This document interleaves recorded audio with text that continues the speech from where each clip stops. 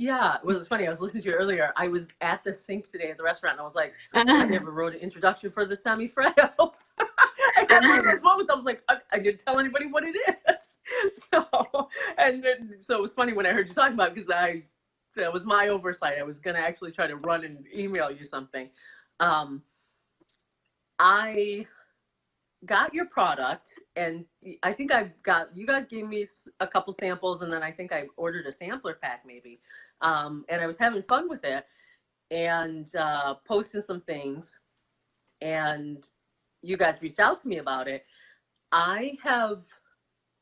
The inspiration is that I really enjoy working with it.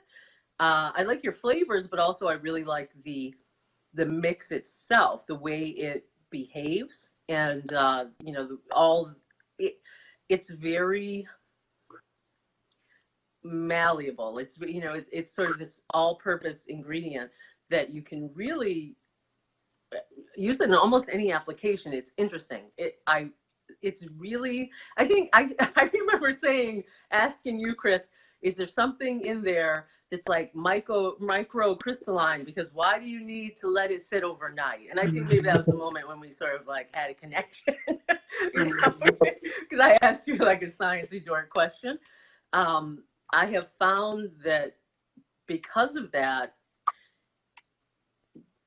it just works for so many things. So I've been cooking for so long, I've been reading cookbooks for so long, that I just get inspiration by thinking, oh, I wonder if it would work like this. Oh, I wonder if it would work like that, and trying it. And then the flavors, of course, certain flavors will speak to me for certain applications. But the mix in and of itself, the actual Keto Chow, the way that it behaves is the best ketogenic low carb sort of replacement for thickener, flour, sort of that body that I have used. It behaves more like being able to work with flour than anything else I've used. So what's your favorite recipe you've made? The mint milk rolls. Well, The mint milk rolls. that's one of my favorite ones to eat, because I'm a mint freak. So good. Yeah, but actually, you know what? The hot cereal with the snickerdoodle, like just the simple, sort of instant hot cereal, that one I really like, because it tastes good and it's really easy to make. And sometimes like on the cold, when you just want something hot, that's good. I had a lot of fun with red velvet cake with the raspberry cheesecake. The cookies, I had a lot of fun doing the cookies. I was trying to get them to you like in a hurry, and they didn't. It took me longer, because I always, have to work in steps. I developed the recipe, but actually getting pictures and everything is a whole nother thing for me, because I'm doing that in the restaurant. So, there's just like a little corner of the restaurant where I can sort of put the phone and take a picture. Wow. I'm doing it in the midst of the day. So it's a little crazy. The Semifreddo actually was one of my favorites so far. It came out really well. So, not everybody has an ice cream machine. Not everybody wants to spend that time on ice cream. And so this is sort of a hack. I mean, it's a traditional Italian dessert. But if you want a simple frozen dessert and you don't want to have to worry about ice cream churner, it's something you can just put in the freezer and bring it out when you're ready. But it's nice and light. My husband went crazy for that. I had to like bat him up, like, get away. And he was just looking at it like, well, like, why is this here if you're not gonna let me eat it?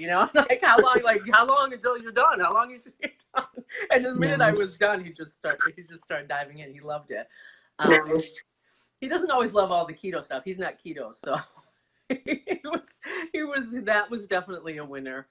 The soups were a lot of fun. The cream of mushroom soup that I did with the savory chicken soup, that's one of my all-time favorites too. It just tasted almost like, good old whatever, Campbell's, but better.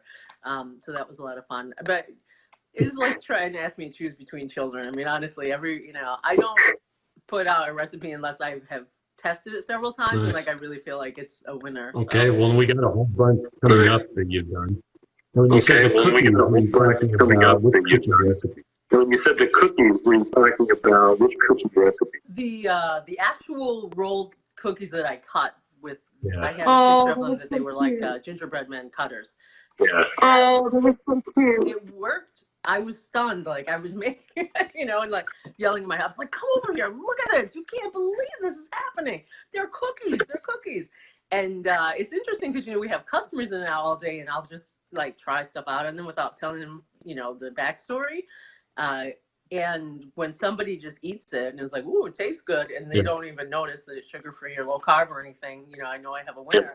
And I actually had a couple of people asking me for those cookies. Would I make more? Would I sell them? So I knew. I mean, and we're talking about not keto. We're talking about people eating a slice of pizza in one hand and one of the Keto Chow cookie in the other hand, and be like, "Can I, could I get some more of these?" So Nice. then I know I'm on the right track.